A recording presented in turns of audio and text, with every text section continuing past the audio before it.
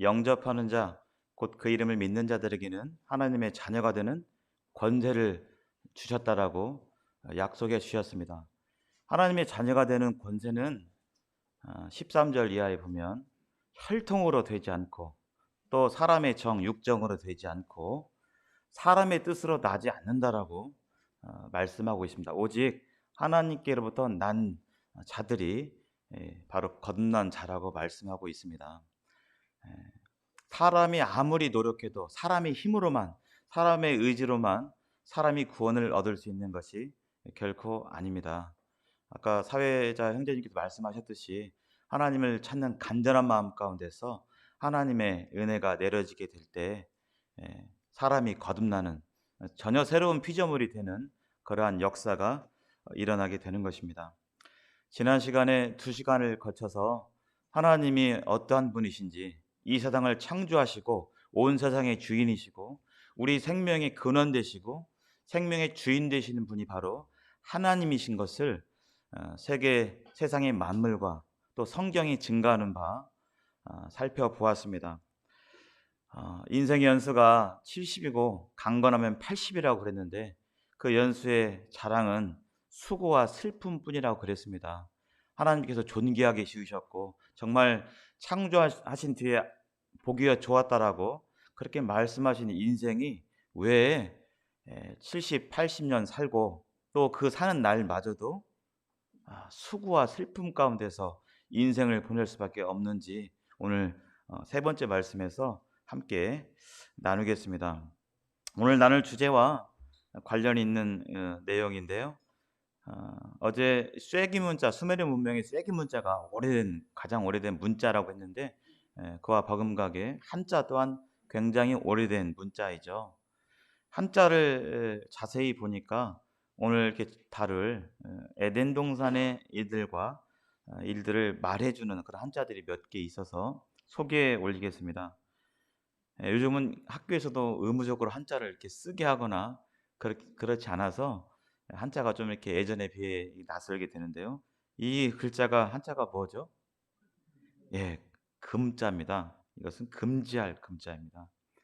근데 금자를 자세히 보니까 위에 나무 목자가 2개 있고 아래에 보일 시자가 있습니다. 성경과 한자를 연구하신 분들이 이 보일 시는 주로 하나님을 나타낸다고 이렇게 얘기를 하는데요.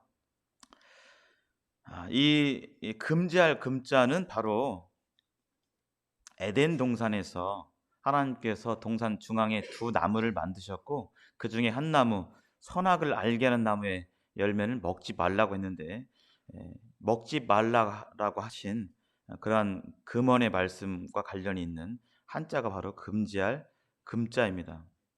기차가 레일을 벗어나면 큰 사고가 나듯이 하나님께서 정하신 그런 선을 넘어가게 될 때 인생은 생명을 잃게 되고 또 방황 가운데 있을 수밖에 없음을 이 글자를 통해서 볼 수 있고 하나님의 말씀을 받아들이고 하나님과 연결되어 있게 될 때만 사람에게 비로소 참다운 자유와 안식과 만족이 있게 됨을 이 한자를 통해서 보게 됩니다.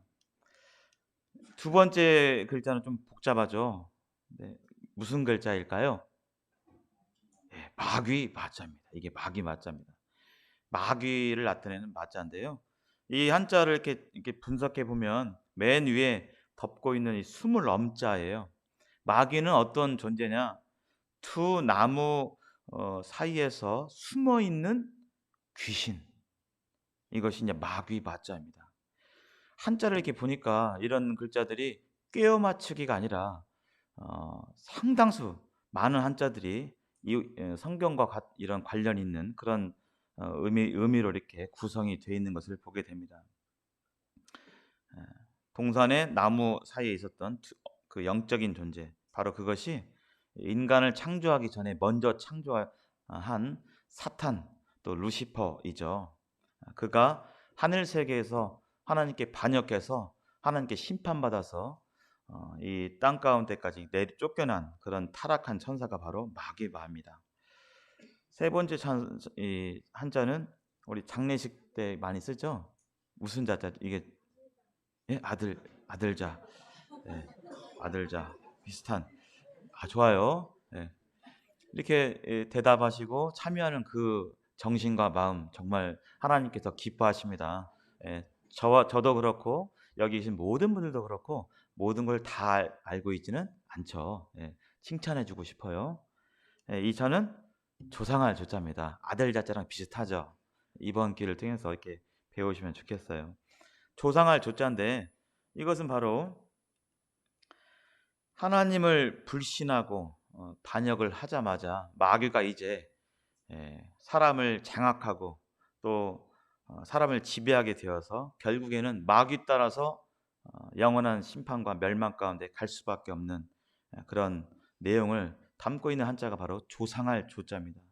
하나님을 떠나게 된 즉시 인생은 수고와 슬픔 가운데 있을 수밖에 없는 것이 인생의 진리이고 하나님의 진리의 말씀입니다. 마지막으로 네 번째 이 글자는 뭘까요? 악할 악자입니다. 선악할 때 악할 악자인데요. 이 글자를 분석해 보면 위에 버금 아자가 있고 밑에 마음 심자가 있어요. 악이 무엇인가? 사람 뭐 때리고 욕하고 뭐 나쁜 생각 하는 게 악인가? 그것이 아니라 근본적인 뜻은 바로 뭐냐면 이 버금가다 그런 뜻입니다. 누군가 비기겠다 하는 뜻이죠. 그래서 사실은 루시퍼가 하늘 세계에서 누구와 비기겠다라고 하면서 하나님께 반역했죠. 바로 하나님께 하나님과 내가 같아지고자 하는 마음 가운데서 교만한 마음을 품었기 때문에 그가 하나님께 반역하고 쫓겨났는데 그러한 마음, 하나님과 비기고자 하는 마음, 하나님의 자리에 내가 앉아서 하나님을 대신하고자 하는 그런 교만한 마음, 선을 넘는 마음, 질서를 없는 마음, 바로 이것이 악할 악입니다. 결국 선악을 알게 하는 나무의 열매를 먹어서 결국에는 이 악이 이 세상에 들어오게 되었죠. 오늘 함께 나눌 말씀은 에, 어떻게 오늘날의 이 세상이 이와 같이 이렇게 되었는가? 사람들은 평화를 원하고 다 안식을 원하고 만족을 원하고 다 잘 살기를 원하지만 세상은 그런 사람들의 바람과는 달리 여전히 이 세상에 전쟁이 있어 왔고 지금도 전쟁이 끊이지 않고 뭐 먼 나라 갈 것도 없이 사람들 사이에서 갈등이 있고 분쟁이 있고 싸움이 있고 재판이 있고 또 각종 질병들 왜 질병이 사람에게 질병이 왔고 또 마음 가운데 외로움과 공허함이 왜 찾아들며 이러한 범죄들 세상에 각종 범죄들이 많잖아요. 이 세상 이것을 자세히 살펴보면 그러한 죄가 관영한 모습인데 왜 이렇게 되었는가? 하나님께서 이것을 의도하셨나? 그렇지 않다는 것입니다. 에덴 동산에 하나님께서 사람을 만드시고 동산을 창설하시고 사람을 여기에 거주하도록 하셨습니다. 이 말씀 한번 제가 읽어보겠습니다. 여호와 하나님이 동방의 에덴에 동산을 창설하시고 그 지으신 사람을 거기에 두시니라.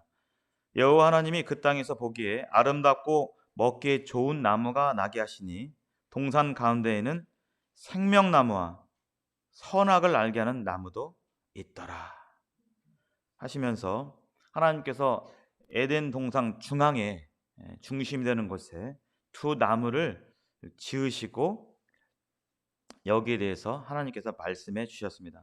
생명나무는 바로 하나님 자신을 가리키고 이 선악을 알게 하는 나무는 바로 하나님께서 정하신 질서를 말씀하고 있습니다. 이 선악을 알게 하는 나무에 대해서 하나님께서 말씀해 주시는데요. 여기에 대해서는 같이 한번 읽어보도록 하겠습니다. 시작. 여호와 하나님이 그 사람에게 명하여 이르시되 동산 각종 나무의 열매는 네가 임으로 먹되 선악을 알게 하는 나무의 열매는 먹지 말라. 내가 먹는 날에는 반드시 죽으리라 하시니라. 하나님께서 동산에 있는 나무들을 임으로 먹으라고 말씀하셨습니다. 마음대로 먹어도 되는데 딱 한 그루 선악을 알게 하는 나무의 열매는 먹지 말라라고 하셨고 먹게 되면 죽는다라고 하나님께서 분명하게 선포하셨습니다. 어떤 사람들은 왜 이 선악과를 만들어 가지고 하나님을 이렇게 하나님께서 이것을 또 먹게 해 가지고 사람들이 죄 짓고 그 죄로 말미암아 지옥 가게 하게 하셨느냐. 이거 하나님 책임 아니냐라고 오해하는 분들이 계시는데요. 선악과를 주신 이유를 우리는 잘 알아야 되겠습니다. 선악과를 주신 이유는 뭐냐면 첫 번째, 사람의 정체가 뭐냐에 대해서 하나님께서 이 보여지는 나무를 통해서 알게 하기를 바라신 그 뜻이 있습니다. 하나님은 이 세상의 창조자이고 우리는 하나님께 지음받은 피조물이죠. 우리가 창조자가 아닙니다. 우리가 만물의 주인이 아니고 만물의 주인은 하나님이시고 세상의 중심은 인간이 아니라 하나님이신 것이죠. 인간이 만물의 영장이라고 하지만 그 인간 위에는 누가 계세요? 하나님이 계심을 하나님께서 잊지 말라라고 하시면서 이 인간 너의 정체가 뭐냐에 대해서 이 선악을 알게 하는 나무를 볼 때마다 사람은 그것을 먹지 말 것에 대해서 생각하면서 자신의 본분과 정체성이 무엇인지 하나님께서 이렇게 깨달도록 하신 이유가 있습니다. 또 하나 하나님께 왜 이렇게 먹게 해가지고 이런 말들이 있는데 그렇지 않죠. 사람은 유일하게 하나님 형상 따라 지음 받은 존재이기 때문에 사람 안에는 자유의지가 있습니다. 사람을 만드신 목적 자체가 다른 피조물들하고는 달라요. 하나님께서 사람을 만드신 이유는 사람하고 영과 영끼리 소통하고 사랑을 나누려고 사람만 하나님의 형상대로 지으신 것입니다.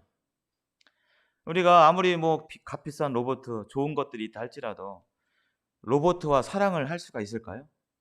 요즘 그 로봇가 발달돼 가지고 음식점에서 이렇게 딱 치면 이렇게 쭉 나오더라고요.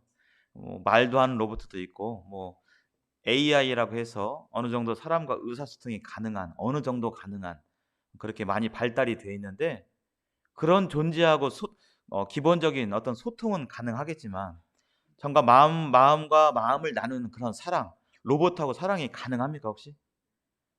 서로 사랑하고 자발적으로 이렇게 하는 사랑이 가능하지 않는 것입니다. 로봇은 어떻게 작동돼요? 사람이 프로그램을 넣어 가지고 알고리즘에 의해서 이런 말 하면 이런 여러 경우의 수 가운데서 이런 말 하기도 하고 이렇게 하는 것이죠. 기계적인 존재하고는 사랑을 나눌 수가 없습니다. 사람에게 자유의지를 주신 것은 사람을 존귀하게 여기시고 사람과 사랑을 나누시기 위해서 사람을 존귀하게 지으신 것이죠. 그래서 하나님께서는 우리가 시키지 않아도 로봇처럼 따르는 가운데 사랑을 하는 것이 아니라 내가 시키지도 않았는데 나를 경배하고 예배하고 나를 위해서 살아가는 것, 그것을 바라시기 때문에 우리 인간에게 자유의지를 주신 것입니다. 그래서 이 선악과를 따먹을 수도 안 따먹을 수 있는 그러한 자유의지를 주신 것은 우리를 참 악하게 대하신 것이 아니라 우리를 선하게 대하시고 존귀하게 대하시는 그러한 것이 바로 이 선악을 알게 하는 나무를 주신 이유입니다. 이것을 먹게 되면 하나님께서 반드시 죽게 된다고 말씀해 주셨고 나무의 열매의 이 명칭의 이름처럼 이것을 따먹게 되면 선악을 알게 되는데 그 선악은 바로 객관적인 누가 봐도 옳은 절대적인 선이 아니라 각자의 선입니다. 각자의 선. 오늘날 싸움의 이유가 무엇입니까? 갈등의 이유가 무엇입니까?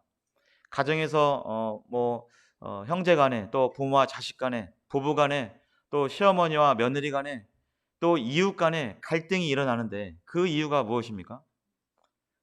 대부분은 자기 중심적으로 생각을 하죠. 상대방의 입장을 다 이해하지 못합니다. 어느 정도 아는 것이지 상대방이 처한 모든 상황들을 다 이해를 한다면 우리는 그럴 수도 있지 이렇게 생각할 수 있겠죠. 그러나 대부분 나 중심으로 생각하기 때문에 그렇게 싸움과 분쟁이 일어나는 것이고 지금도 러시아와 우크라이나 전쟁, 세계 각지에 있는 에서 일어나는 전쟁들이 다 자기가 선이라고 하지 우리는 악이지만 그냥 이렇게 싸운다 이렇게 말하는 나라는 없습니다. 다 자기가 선이고 다 적대국이 악이고 이렇게 규정하고 싸우는 것이죠. 근데 여기에 대해서 좀 더 이해를 돕기 위해서 보이시는 게 뭐죠? 이게 도로에 있죠? 이 중앙선입니다. 중앙선은 도로에 필요합니까? 네, 필요하죠. 만약에 중앙선이 없다면 어떻게 될까요? 지금보다 사고가 많게 됩니다. 특히 무슨 사고요? 사망 사고가 많게 될 것입니다. 언뜻 보면 이 중앙선만 없으면 바로 여기서 이렇게 좌회전 해가지고 들어가는데 중앙선 때문에 유턴하는 장소까지 돌아가야 하는 불편함이 있죠. 근데 중앙선은 우리에게 불편함을 주는 그런 표시가 아니라 사실은 사람의 생명을 보호해주는, 조금은 불편하지만 보호해주는 그런 배려이고 또 사랑인 것을 보게 됩니다. 우리가 도로를 갈 때마다 아유 저것이 있어가지고 불편하네 라기보다는 저 선 때문에 나의 안전과 생명이 좀 보장된다는 그런 마음을 갖게 되길 바라고요. 이것은 결코 무리한 요구가 아닙니다. 또 하나, 하나님께 선악을 알게 하는 나무를 먹지 말라라고 한 이 요구는 결코 무리한 요구가 아닙니다. 여기 이제 대형마트가 있죠. 제가 만약에 대형마트의 사장이라면, 오너라면 제 아들한테 아들아 여기 보이지? 여기 대형마트 1층, 2층 지하 매장까지 다 아빠 거야. 다 아빠 재산이야. 너는 내 아들이니까 여기에서 다 네가 먹고 싶은 거 과자도 먹고 음료수도 먹고 갖고 싶은 거 다 갖고 그렇게 해라 라고 했어요. 근데 단 생활 코너에 쥐약이 있어. 그 쥐약은 손대지 마. 먹으면 안 돼. 근데 아들이 아직 성숙하지 않았기 때문에 사리 분별이 안 되고 모든 사물과 모든 물건들을 다 알지 못합니다. 모든 이 대형마트에 있는 모든 물건들은 가져도 되고 먹어도 되고 취해도 되지만 쥐약만은 먹지 말라는 이 요구가 결코 무리한 요구가 아닌 것입니다. 하나님께서 요구하신 것은 결코 무리한 요구가 아니죠. 그런데 첫사람 아담, 먼저 하와가 이러한 요구에 대해서 참 하나님 말씀을 불순종하는 장면들을 보게 됩니다. 여기 말씀을 찾아보겠습니다. 창세기 3장 말씀 한번 찾아보시겠습니다.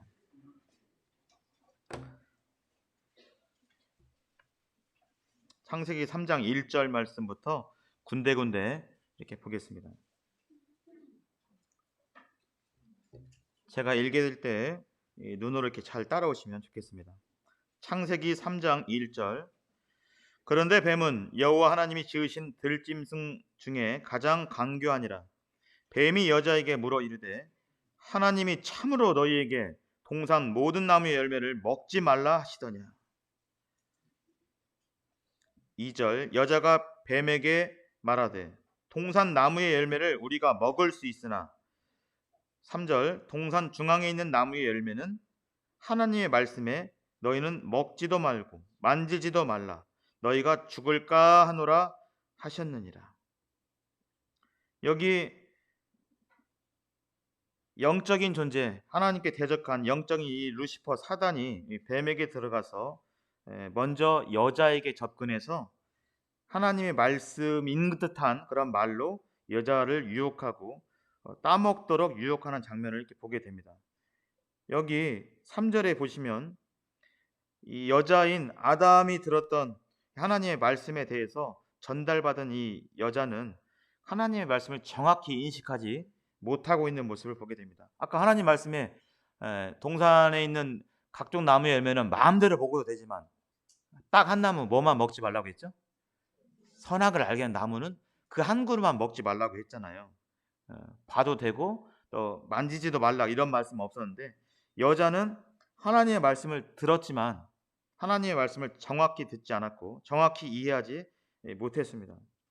그래서 하나님께서 하지 않으신 말씀에 대해서 지금 이렇게 얘기하고 있죠. 하나님께서는 결코 만지지도 말라 또 그렇게 얘기하지 않으셨습니다. 그리고 먹으면 반드시 죽는다고 했는데 하와는 죽을까 하노라 라고 마음속으로 여겼어요. 죽을까 하노라, 이 뜻은 뭐죠? 마음속에 먹으면 죽을 수도 있고 안 죽을 수도 있고, 이렇게 하나님의 말씀을 안 들은 것이 아니라 하나님의 말씀을 들었지만 다르게 말씀을 그대로 받아들이지 않는 모습을 보게 됩니다. 4절에 이런 모습을 포착하자 이 마귀가, 뱀에 들어간 마귀가 바로 공격을 들어가죠. 4절, 뱀이 여자에게 이르되 너희가 결코 죽지 아니하리라. 너희가 그것을 먹는 날에는 너희 눈이 밝아져 하나님과 같이 되어 선악을 알 줄 하나님이 아심이니이다. 뱀이 곧바로 거짓말했습니다.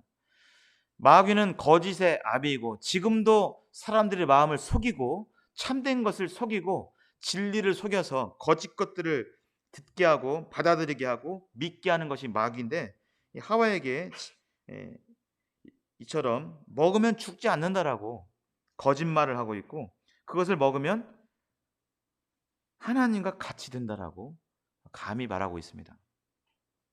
세상 천지에 오직 창조주는 하나님 외에는 없는데 이 선악과를 먹으면 네가 하나님처럼 된다라고 제안을 하게 될 때, 아담과 하와, 특히 하와는 선악과를 보면서 나 위에 하나님이 계심을 반드시 인식했어야 되는데, 이러한 하나님이 되고자 하는 이 요구에 하와는 그만 먼저 이것을 따먹고 말죠. 6절, 여자가 그 나무를 본즉 먹음직도 하고 보암직도 하고 지혜롭게 할 만큼 탐스럽기도 한 나무인지라 여자가 그 열매를 따먹고 자기와 함께 있는 남편에게 주매 그도 먹은지라.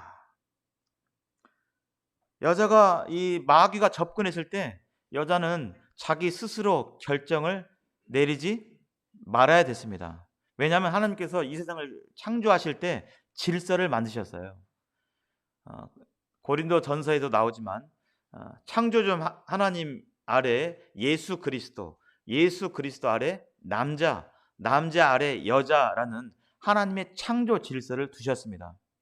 여자의 대표자는 남자라고 하나님께서 정하셨는데, 하나님께서 이러한 정하신 것들을 잊어버리고 마귀가 유혹하게 될 때 이 하와는 남편에게 가지 않았어요.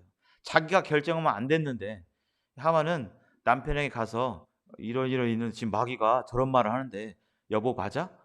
이런 말들을 하지 않았습니다. 여자 스스로 결정을 했죠. 그리고 열매를 따먹고 남편에게 주었을 때 아담은 여자에게서 받은 이 열매를 먹게 되어서 이때로부터 죄가 세상에 들어오게 되었습니다. 마귀는 지금도 거짓말하죠. 성경이 참으로 맞아? 하나님이 정말 계신 거 맞아? 저 하나님의 말씀은 그럴 수도 있고 아닐 수도 있을 거야 라고 하면서 계속 우리 마음 가운데 시험하고 유혹하고 있습니다. 이 마귀는 고린도서 4장 4절에 그 중에 이 세상 신이 믿지 아니하는 자들의 마음을 혼미케 해서 혼동하게 만들어서 헛갈리게 만들어서 영광의 그리스도의 이 복음의 광채가 비치지 못하게 한다라고 마귀가 지금 이 세상 가운데서 역사한다고 되어 있는데, 그때에도 이 아담과 하와에게 이러한 유혹 가운데서 결국은 죄를 따먹게 되죠. 이 죄는 바로 나쁜 말하고 욕하고 사람 때리고 거짓말하고 마음속으로 시기하고 질투하고 이런 것들도 죄이지만 그것은 죄의 열매입니다. 죄의 근본적인 뜻은 뭐냐면 바로 이 마귀가 저질렀던 죄, 또 그 죄를 전달해서 하와와 아담이 범했던 죄, 창조주의 자리를 넘본 죄가 바로 죄의 근본적인 뜻입니다. 그래서 나는 여지껏 남들에게 뭐 죄 지은 적 없어. 그것은 자기 자신을 잘 모르는 것이고요. 나를 창조하신 하나님께 대해서 하나님을 예배하지 않고 경배하지 않고 하나님 위해 살지 않고 내 인생을 내 마음대로 계획하고 내 마음대로 결정하고 하는 이것이 바로 하나님의 자리를 내가 대신하고 있는, 그것이 바로 죄의 근본적인 뜻입니다. 내 마음대로 살아가는 거. 미국에 가면 우리나라는 뭐 대놓고 하는 그런 교회들이 많이 이렇게 없지만 음성적으로 있다고 합니다. 미국에는 사탄을 추종하는 교회들이 있어요. 그래서 교회 간판이 사탄 교회 애가 있어요. 예. 사탄 교회도 있고 사탄경. 우리에게 성경이 있듯이 마귀의 말씀이 있는데 그 사탄경의 1장 1절 말씀이 네 마음대로 행하라. 네 마음에 드는 대로 행하라. 예, 그 말씀이 바로 이 마귀가 지금 이렇게 유혹하는 그 말씀인 것입니다. 이때로부터 죄가 세상에 들어오게 되었습니다. 한번 로마서 5장 12절 말씀 한번 같이 읽어보겠습니다. 시작.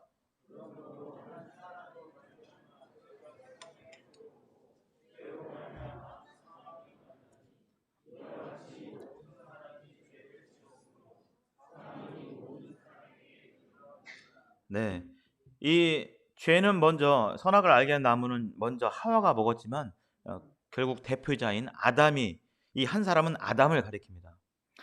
예, 아담으로 말미암아 이때부터 죄가 세상에 들어오게 되었어요. 그리고 죄 때문에 결국 죽음이 왔습니다. 우리가 뭐 장례식 치르는데 그냥 그러려냐고 치르는데 이 죄로 말미암아 사람이 육신적으로 죽게 되고 또 이때부터 하나님께로부터 분리되어서 사람이 이제 죄 가운데서 거할 수밖에 없는 그러한 삶 가운데 처할 수밖에 없는 것이 이때로부터 시작이 되었습니다. 죄를 저지른 인생은 이제부터 낳는 그 자녀들은 다 죄인인 것입니다. 콩신문대 콩나고 팥신문대 팥나는데 죄인들은 죄인을 낳게 되는 것입니다. 그래서 우리가 뭐 가르치지 않았지만 아이들에게 거짓말해라, 학교에서 너 마음에 안 드는 애들 괴롭혀라, 뭐 이렇게 가르치지 않았지만 물론 학교에서도 가르치지 않습니다. 예, 가르치지도 않았는데 거짓말을 어떻게 하나 이게 잘하는지, 또 거짓말을 해 가면 거짓말의 프로가 되죠.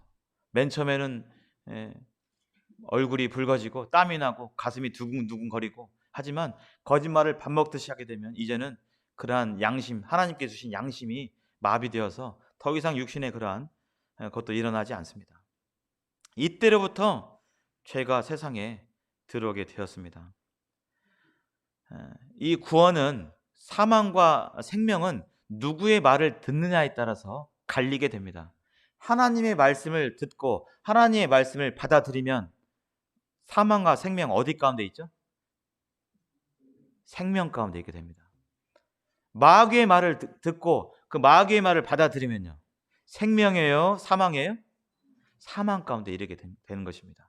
누구의 말을 듣느냐, 듣고 받아들이냐가 구원과 관련이 있습니다. 우리의 행위는 구원과 상관이 없는 것입니다.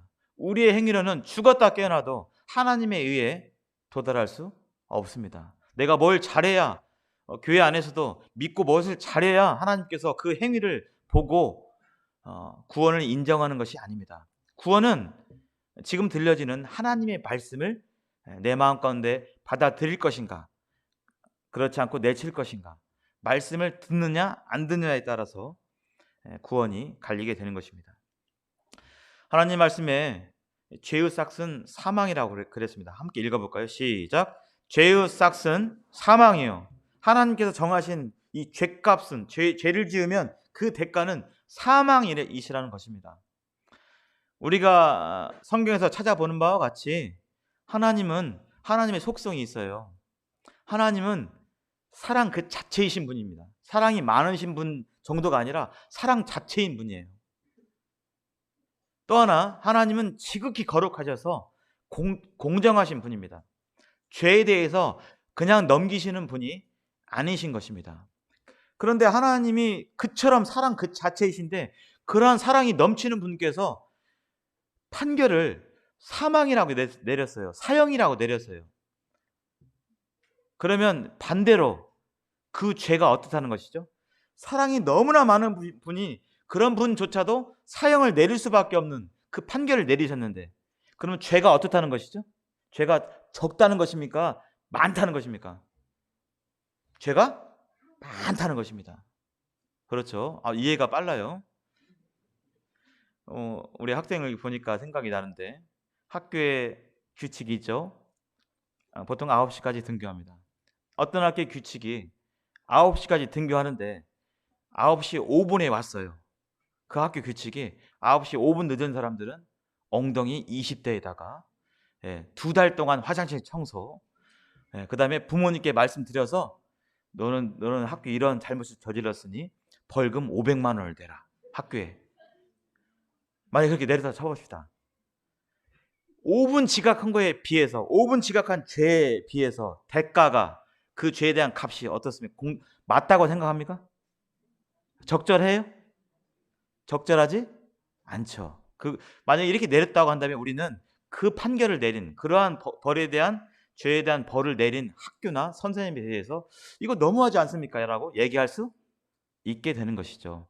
근데 하나님은 그런 분이 아니십니다. 하나님은 완전하신 분이세요. 하나님은 실수하지 않은 분이십니다. 완전히 공정하신 분이세요. 사람은 모르지만 하나님은 전지전능해서 각 사람의 마음의 중심을 아시는 분입니다. 나 안 했어요. 거짓말 할 수가 없는 분입니다. 근데 그런 분께서 모든 것을 정확히 꿰뚫어 보시는 하나님께서, 근데 그분이 사랑이 많으세요. 근데 그분께서 사형을 내릴 수밖에 없다는 것은 그 죄가 엄청나다는 뜻입니다. 보통 죄인들은 자신의 죄를 잘 깨달아요? 못 깨달아요? 잘 못 깨달아요.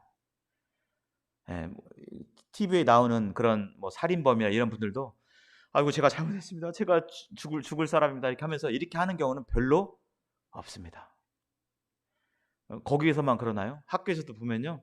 학교에서 뛰고 신발 신고 교실을 막 뛰어다니고 또 애들 막 때때로 욕하고 그런 아이들한테 제보가 들어와요. 그러면 데려다가 묻습니다. 또 이거 했니?